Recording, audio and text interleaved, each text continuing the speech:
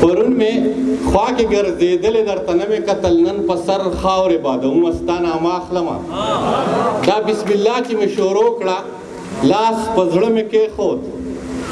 دا بسم الله چې مې شروع کړه د لاس په زړه مې کېښود دا ورته ځان تیاروم ستا نامه اخلمه ژوندون مې ټول په داسې لارو کو چې نه و په کار ژوندون مې ټول په داسې لارو کو چې نه و په کار ما درته دومره انتظار وکړو چې نه و په کار د ژوند په داسې یو پړاو کې د زړه مات کو راله د ژوند په داسې یو پړاو کې د زړه مات کو راله په داسې ځای کې د ګزار وکړو چې نه و په کار جانانه لاړې ژوند دی تیر بشي خو دومره ده چې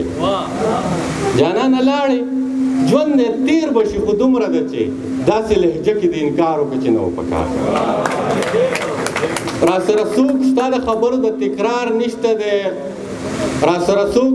ستا د خبرو د تکرار نشته دی رقیب څه نه وایي یو کلي کې رایبار نشته دی چې په کوڅه یې تېرېدم او چا منع نه کړم چې په کوڅه یې تېرېدم او چا منع نه کړم ما ته په خپله را معلومه شوه چې یار نشته دی چې په کوڅه یې تېرېدم او چا منع نه کړم ما ته په خپله را معلومه شوه چې یار نشته دی بلال اذان کوي خو پاتې به نیمګړی شي دی بلال اذان کوي خو پاتې به نیمګړی شي ترې سر ته به ونه رسي ځکه چې سرکار نشته دی په ځان پوهېږم خو د ځانه خبر هم نه یم په ځان پوهېږم خو د ځانه خبر هم نه یم لیونی نه یم خو پوره برابر هم نه یم ستا لیونو سترګو ته نیغ کتل اسان خو نه دي زړور یم خو دومره ډېر زړور هم نه یم او که زه اوزګار یم نو که زه اوزګار یم نو مه مې منه دا ځکه که زه اوزګار یم نو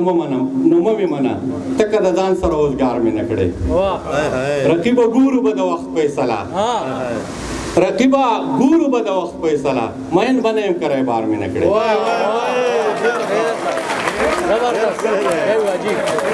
رقیبه ګورو به د وخت فیصله مین به نه یم که رایبار مې نه کړی او ولې دې جواب راپسې ونه کړو ولې دې زما اجل ته وکتل او وویل ستا رضا کول څه دي منیره وویل ستا رضا کول څه دي روغ غوندې خپل اوربل ته وکتل جانانه سوال کوم درته جانان راله پیدا کا جانانه سوال کوم درته جانان راله پیدا کا ارمان مې چرته بیا او که ارمان راله پیدا کا پرانسته چې تڼۍ قدرې لیدی دی پکې نه شوه پرانستی چې تڼۍ قدرې لیدی دی پکې نه شوه اوس راشه که نه چېرته یې ګریوان راله پیدا کړه منم چې زه به ستا غوندې څوک ښکلی پیدا نه کړم منم چې زه به ستا غوندې څوک ښکلی پیدا نه کړم زه ته یو لیونی زما په شان راله پیدا هغه که لاړ شو نو د چا ورپسې زړه خوږېږي هغه که لاړ شو نو د چا ورپسې زړه خوږېږي ما پېژندلی او زما ورپسې زړه خوږېږي زما د مصر د بادشاه نه دا غوښتنه ده چې زما د مصر د بادشاه نه دا غوښتنه ده چې یوسف دې پرېږدي د بابا ورپسې زړه خوږېږي زما د زړه دنیا به روغه په دنیا شي که نه هغه ورک یار به مې په ژوند کې را پیدا شي که نه باباجي ستا نه یوسف تلی و خو راغی درله باباجي ستا نه یوسف تلی و خو راغی درله زما یوسف زما نه تلی چې به راشي که نه د عمر تنده وه ناڅاپه مې اوبو ته لاس کړ د عمر تنده وه ناڅاپه مې اوبو ته لاس کړ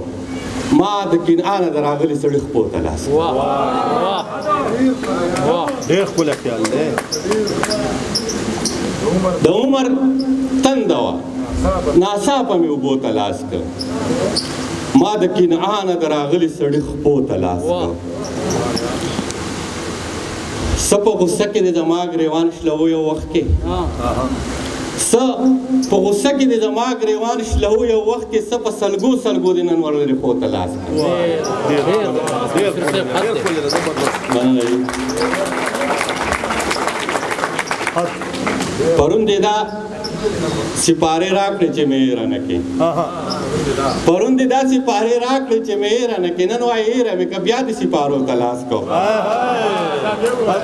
پرون دې دا سپارې راکړې چې مې یې رانه کې نن وایي یې مې که بیا دې سپارو ته لاس کړو ستم یې سم وکړو مرګي ته چې آسان یې کړم ستم